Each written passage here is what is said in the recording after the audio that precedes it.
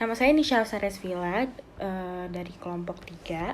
Saya akan melanjutkan presentasi dari kelompok kami, yaitu bahasan selanjutnya adalah marketing research.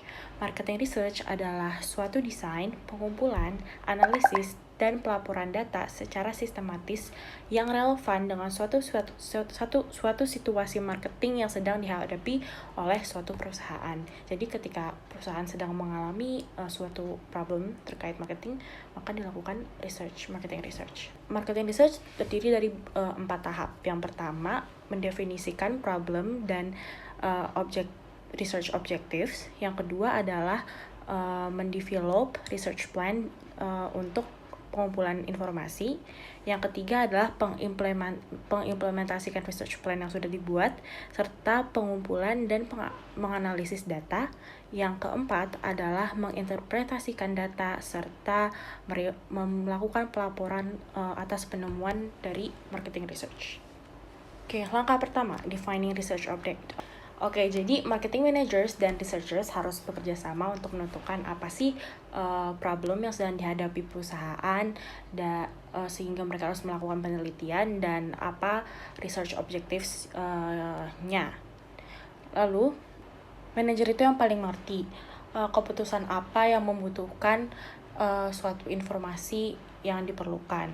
Sementara itu, researchers itu yang paling mengerti tentang marketing research dan yang paling mengetahui bagaimana caranya untuk mendapatkan informasi. Jadi mereka harus bekerja sama dengan erat. Research objectives marketing itu ada 3. Yang pertama, exploratory research, di mana exploratory research ini mengumpulkan preliminary information yang membantu untuk mendefinisikan masalah perusahaan dan memberikan ide untuk hipotesis penelitian. Yang kedua adalah descriptive research. Descriptive research ini mendeskripsikan berbagai hal, contohnya mengenai market potential dari suatu produk, serta demografi dan attitudes konsumen suatu produk. Yang ketiga adalah causal research. Causal research ini tujuannya untuk menguji hipotesis mengenai cause and effect relationship. Biasanya, manajer itu memulai dengan exploratory research, lalu nantinya diikuti oleh descriptive atau causal research. Tahap kedua adalah developing research plan. Nah, research plan ini memiliki outline. Yang pertama adalah sumber of existing data atau data primer. Yang kedua adalah menentukan research approaches pendekatan research yang spesifik. Yang ketiga adalah menentukan contact methods. Yang keempat adalah menyusun sampling plans. Dan yang kelima adalah menyusun instrumen yang akan dipakai untuk mengumpulkan data. Nah, mengenai outline ini akan dijelaskan lebih lanjut di slide selanjutnya. Objectives ini harus diterjemahkan menjadi suatu specific information needs, sehingga akan memudahkan dalam melakukan research. Research plan ini harus diinterpretasikan dalam suatu bentuk proposal tertulis yang dimana isinya ada memaparkan manajemen problems, research objectives, information to be obtained, bagaimana hasilnya dapat membantu manajemen untuk melakukan decision making, dan perkiraan cost untuk melakukan penelitian ini. Tahap selanjutnya adalah mengumpulkan secondary data. Secondary data ini bisa dimulai dengan mencari dari database internal perusahaan. Yang kedua adalah melalui sumber informasi eksternal seperti dari Nielsen, Euromonitor, ProQuest, LexisNexis, bahkan internet search engine seperti Google. Nah, tapi data sekunder ini yang ditemukan ini tidak semuanya berarti bisa berguna bagi keperluan penelitian ini. Maka peneliti itu harus melakukan evaluasi terhadap secondary data yang telah dikumpulkan. Tujuannya adalah agar secondary datanya ini terjamin relevansinya, yaitu sesuai dengan kebutuhan research project-nya. Yang kedua adalah akurasinya, yang dimana pengumpulan data tersebut itu reliable dan reported. Selanjutnya current atau up to date dengan current decisions. Yang keempat adalah impartial, di mana datanya ini dikumpulkan dan dilaporkan secara objektif. Nah, selain secondary data juga diperlukan primary data collection atau data primer. Data primer itu data yang didapatkan langsung oleh peneliti untuk keperluan penelitian ini. Primary data collection ini ada beberapa pendekatannya nih. Yang pertama ada observational research. Observational research ini peneliti mengobservasi orang-orang, tindakan, dan situasi yang relevan. Nah, biasanya peneliti itu mengobservasi consumer behavior untuk mendapatkan customer insights yang tidak bisa mereka dapatkan hanya dengan bertanya kepada konsumen. Selanjutnya, peneliti juga mengobservasi apa yang konsumen katakan.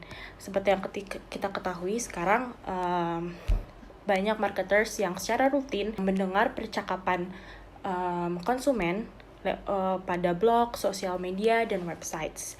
Dan apabila kalian ada yang menyadari bahwa kadang kita suka ngomongin sesuatu tentang suatu brand saat ngobrol dengan orang, lalu tidak lama kemudian saat kita sedang membuka Instagram muncul iklan dari brand yang baru saja kita omongin. Nah, itu kemungkinan besar adalah dari observational research ini. Selanjutnya, perusahaan juga sering menggunakan ethnographic research. Ethnographic research ini biasanya dilakukan oleh antropologis atau psikolog yang sudah di training. Dilakukan dengan cara para observers ini datang langsung ke natural environment para consumers, dan di sana mereka akan memperhatikan dan kehidupan mereka dan berinteraksi langsung dengan konsumen itu. Pendekatan approach selanjutnya adalah survey research. Nah, survey research ini seperti yang kita ketahui yang paling sering digunakan karena memang dia ini yang paling fleksibel. Selanjutnya, survey research juga paling cocok untuk mengumpulkan descriptive information. Tapi ada satu kekurangan dari survey research di mana kadang konsumen ini tidak bisa menjawab pertanyaan yang ada di survei karena mungkin mereka sudah lupa. Selanjutnya adalah approach yang terakhir, yaitu experimental research. Experimental research ini paling cocok untuk mengumpulkan causal information. Nah, tahap dari eksperimen ini adalah pertama memilih kelompok yang dijadikan subjek sesuai dengan penelitiannya. Lalu setiap kelompok ini mulai dilakukan eksperimen dengan memberikan treatment yang berbeda pada setiap kelompok. Lalu juga dilakukan kontrol untuk unrelated factors. Dan yang terakhir adalah observers memeriksa perbedaan respons antar grup yang terlibat dalam eksperimen. Contohnya adalah McDonald's mengeluarkan suatu sandwich pada suatu harga di suatu kota, lalu dengan harga yang berbeda di kota lainnya. Lalu mereka nanti memeriksa perbedaan dari respons para konsumen di kota tersebut, apakah salesnya berbeda dan apakah salesnya perbedaan sales ini berhubungan dengan harga yang berbeda juga. Selanjutnya dari sampling plan adalah contact methods. Oke, yang pertama adalah melalui mail, telepon, atau personal interviewing. Nah, mail atau surat, kuesioner yang dilakukan melalui surat itu bisa digunakan untuk mengumpulkan informasi dalam jumlah yang besar dengan biaya yang kecil juga. Responden dari mail questionnaire biasanya itu memberikan jawaban yang lebih jujur daripada memberikan jawaban kepada interviewer yang tidak mereka kenal lewat telepon atau lewat personal interview one-on-one. Selanjutnya, phone interview itu merupakan cara yang paling baik untuk mengumpulkan informasi dengan cepat serta memberikan fleksibilitas yang lebih besar daripada kuesioner melalui surat. Dan yang terakhir adalah personal interview. Nah, personal interview ini terdiri dari 2 bentuk. Ada individual interview, ada juga group interview. Kalau individual interview itu prosesnya ini interviewer berbicara kepada responden di rumah responden atau di kantor, atau bahkan di jalan, atau bahkan di tempat perbelanjaan. Interviewer yang sudah di training ini bisa memberikan guide kepada interviewee untuk membantu menjawab pertanyaan yang sulit. Selanjutnya, interviewer ini juga bisa membantu untuk mengeksplor isu-isu yang dibutuhkan dari suatu situasi. Tapi kekurangannya adalah individual personal interviews ini biasanya memakan biaya yang lebih besar hingga 4 kali lipat daripada telepon interview. Contact methods selanjutnya adalah focus group interviewing. Nah, focus group interviewing itu prosesnya mulai dari mengundang suatu kelompok kecil orang untuk bertemu dengan seorang moderator untuk membicarakan suatu produk atau layanan dan perusahaan. Nantinya partisipan dari focus group ini akan diberikan suatu fee atau bayaran karena sudah berpartisipasi dalam focus group.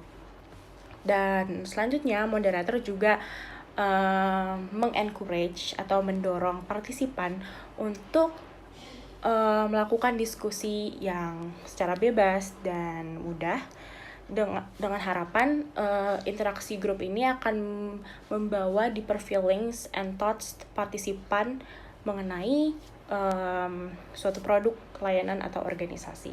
Selanjutnya ada yang namanya online marketing research. Online marketing research ini bisa melalui internet dan mobile surveys, melalui online focus groups, jadi sama dengan focus group interviewing, bedanya dia menggunakan secara online. Lalu dengan consumer tracking, bisa juga dengan eksperimen secara online, melalui online panels, atau brand communities. Contoh brand communities mungkin seperti Female Daily. Female Daily merupakan website yang berisi review-review produk kecantikan. Di sana orang memberikan review mengenai berbagai produk. Female Daily ini sangat berguna untuk membantu suatu brand untuk mempelajari respons customer mengenai produknya. Yang terakhir, online behavioral dan social tracking and targeting. Jadi ada yang dinamakan dengan behavioral targeting, di mana marketers menggunakan online data untuk mentargetkan iklan mereka kepada konsumen yang sangat spesifik. Contohnya adalah iPhone nih, kita pengen beli iPhone di Blibli. Nah, abis itu kita masukin kan ke shopping chart kita di Blibli. Tapi kita cuma masukin doang tuh, kita nggak beli-beli, kita nggak ngebayar, kita pokoknya belum melakukan pembelian lah atau transaksi si iPhone yang ada di shopping chart kita. Nah, nantinya saat kita lagi buka Google, lagi searching di website, atau lagi nonton YouTube, atau main Instagram, nanti biasanya kita bakal dihantui sama iklan dari si Blibli mengenai produk yang ada di shopping chart kita. Selanjutnya, kita mulai masuk ke sampling plan, di mana kita tentunya dalam research itu butuh menentukan sampel. Nah, sampel itu merupakan suatu segmen dari populasi yang dipilih untuk marketing research, yang dimana sampel ini merepresentasikan suatu populasi secara keseluruhan. Lalu, ada 3 keputusan yang perlu diambil saat menentukan sampel. Yang pertama, siapa yang harus diteliti atau sampling unitnya. Yang kedua, berapa banyak orang yang harus dijadikan sampel atau sample size-nya.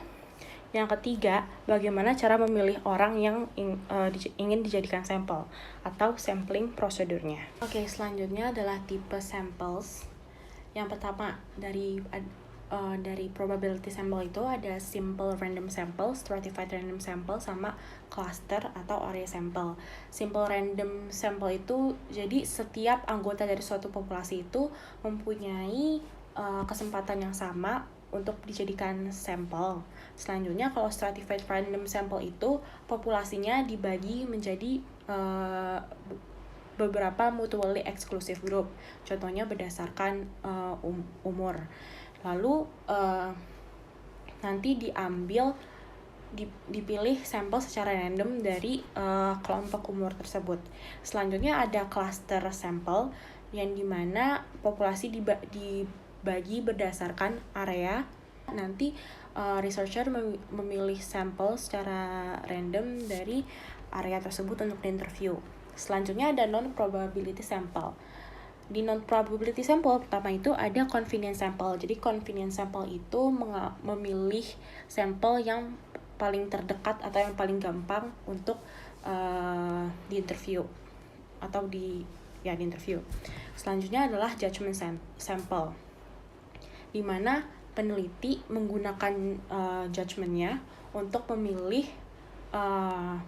anggota suatu populasi yang menurut judgment-nya memiliki prospek yang bagus untuk memberikan informasi yang akurat. Dan yang terakhir adalah kuota sampel. Di kuota sampel ini, researcher mencari dan menginterview sejumlah orang yang sudah ditentukan sebelumnya, jadi ada kuotanya gitu. Selanjutnya, ada research instrument untuk primary data collection ini. Jadi instrumen yang digunakan untuk penelitian ini bisa dua, yaitu questionnaire atau mechanical instruments. Questionnaire sudah dijelaskan sebelumnya. Lalu untuk mechanical instruments ini yaitu menggunakan suatu alat khusus yang sophisticated. Contohnya Nielsen itu memasang People Matters pada TV di beberapa rumah. Tujuannya ya untuk mengetahui apa yang sedang ditonton orang-orang, yang dimana seperti diketahui nanti hasilnya adalah berupa rating TV. Selanjutnya, retailers itu menggunakan checkout scanner untuk mendata pembelian konsumen. Dan yang terakhir juga ada neuromarketing, di mana menggunakan alat seperti EEG dan MRI. Oke, tahap selanjutnya setelah primary data collection adalah implementing the research plan. Tahap pertama dari implementing research plan ini adalah mengumpulkan, memproses, dan menganalisis informasi yang didapatkan untuk mendapatkan informasi dan insights penting. Selanjutnya adalah kita perlu melakukan pemeriksaan keakuratan dan kelengkapan data. Yang selanjutnya kita beri kode data tersebut untuk dilakukan analisis. Yang ketiga adalah melakukan tabulasi hasil dari research dan mengcompute statistical measures-nya. Setelah data terkumpul, tahap yang selanjutnya harus dilakukan adalah tentunya menginterpretasi data tersebut dan melakukan reporting dari penemuan research kita. Tentunya kita harus melakukan interpretasi dari data agar bisa menjadi suatu informasi, karena kalau hanya data saja tidak bisa terlalu membantu dalam proses decision making. Yang diperlukan adalah informasi. Oke, jadi interpreting ini dilakukan oleh peneliti dan manajer. Seperti yang sudah disebutkan sebelumnya, manajer itu yang paling tahu informasi apa yang dibutuhkan untuk suatu decision making. Perlu kerjasama antara peneliti dan manajer. Selanjutnya, kita harus menarik kesimpulan dari data yang telah ditemukan dari penelitian. Dan yang terakhir adalah melaporkan hasilnya ke manajemen. Biasanya kalau data hasil temuan penelitian kan pasti identik dengan statistik, angka-angka yang ribet. Sebaiknya saat mempresentasikan hasil penelitian ke manajemen dilakukan dengan hanya menunjukkan important findings dan insights yang berguna bagi keputusan besar yang akan diambil oleh perusahaan. Jadi sudah dalam berbentuk informasi yang ringkas dan jelas. Sudah selesai dengan tahap marketing research, kita akan masuk ke analyzing and using marketing information. Selanjutnya adalah customer relationship management atau lebih dikenal dengan singkatan CRM. Jadi CRM ini adalah pengelolaan informasi mendetail tentang individual customers dan secara hati-hati mengelola customer touch points atau seluruh kontak antara perusahaan dengan konsumen untuk memaksimalkan customer loyalty. Apa sih customer touch points itu? Customer touch points itu terdiri dari customer purchases, Salesforce contacts, service and support calls, web and social media site visits, satisfaction surveys, credit and payment interactions, serta market research studies. Jadi intinya CRM itu mengelola data yang berhubungan dengan konsumen yang pernah melakukan kontak dengan perusahaan. Tujuannya apa? Tujuan dari CRM adalah untuk memberikan customer service yang lebih baik. Selanjutnya untuk membangun hubungan yang lebih dalam antara customer dengan perusahaan. Lalu CRM ini juga bisa memberitahu perusahaan yang mana sih yang merupakan high value customers, yang mana yang bisa memberikan keuntungan paling banyak bagi perusahaan. Selanjutnya, dengan data-data yang kita dapatkan dari CRM, kita juga bisa melakukan marketing atau advertising secara lebih efektif. Yang kelima, kita bisa melakukan cross-sell company's product. Yang selanjutnya adalah bisa menciptakan penawaran yang lebih spesifik sesuai dengan behavior atau kesukaan konsumen berdasarkan data yang sudah kita miliki. Nah, CRM ini sebenarnya dilakukan menggunakan software atau tools. Di antaranya adalah ada website salesforce.com, Oracle, Microsoft, dan SAS.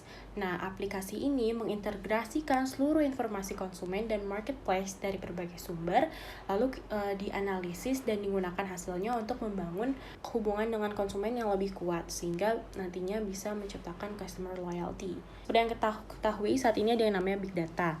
Nah, nanti dari Big Data ini kita bisa mendapatkan marketing analytics.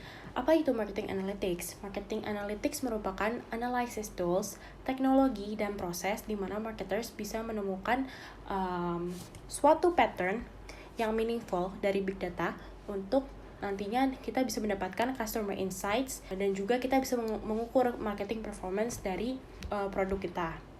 Contoh perusahaan yang menggunakan marketing analytics adalah Netflix. Customer database yang mereka punya dan dengan marketing analytics mereka bisa mendapatkan insight mengenai konsumen yang kemudian mereka gunakan untuk memberikan rekomendasi, untuk menyusun rekomendasi bagi konsumen atau subscriber mereka, dan juga bisa membantu untuk menentukan program apa yang ingin ditawarkan sehingga mereka bisa memberikan service yang lebih baik untuk customer mereka. Itu semua dengan marketing analytics. Selanjutnya, setelah kita melakukan marketing research dan menghasilkan informasi dan data-data, hal itu semua akan sia-sia kalau misalnya hasil penemuannya itu tidak didistribusikan.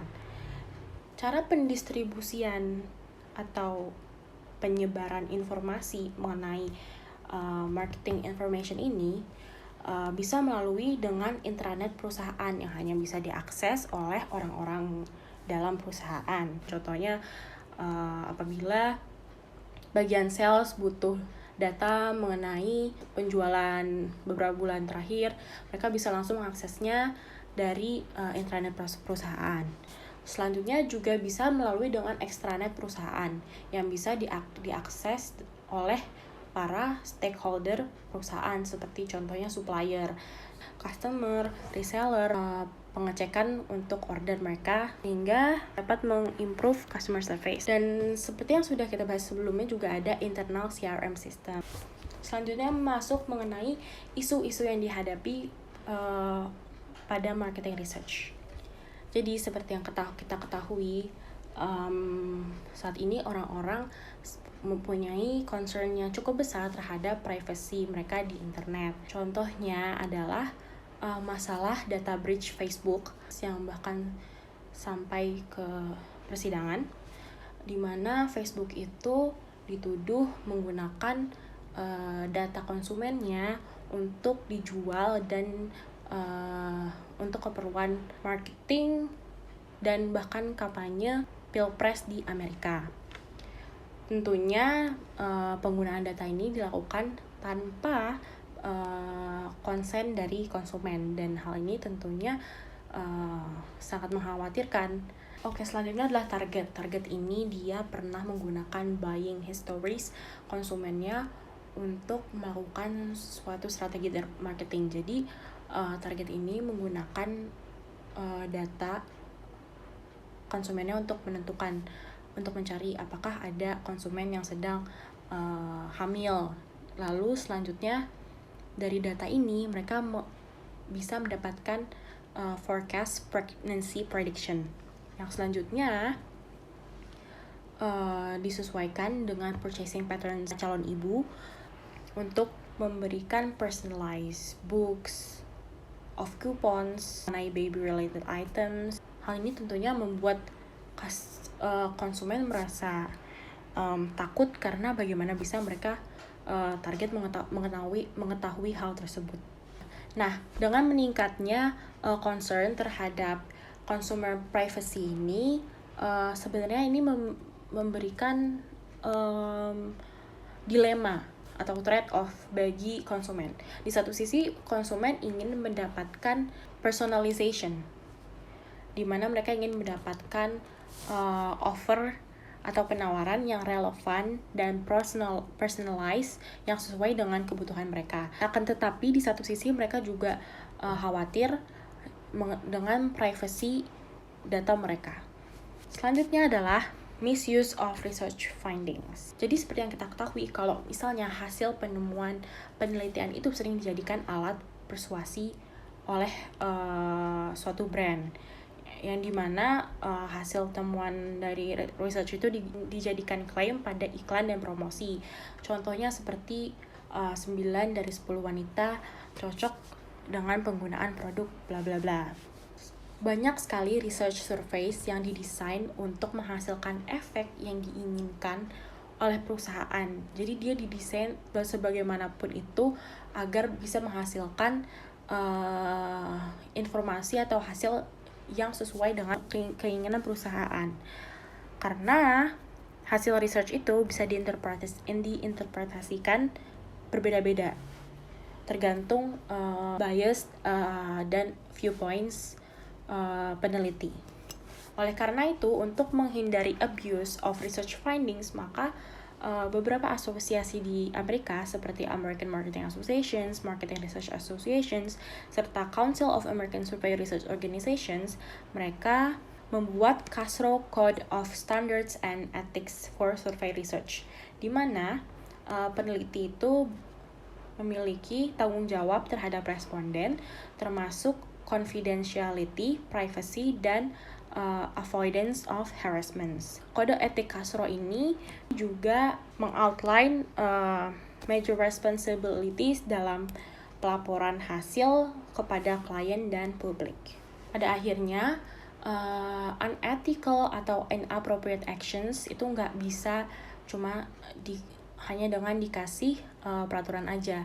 Perusahaan harus memiliki kesadaran bahwa mereka itu memiliki tanggung jawab untuk menjaga privacy dan konsumen serta hasil dari marketing research.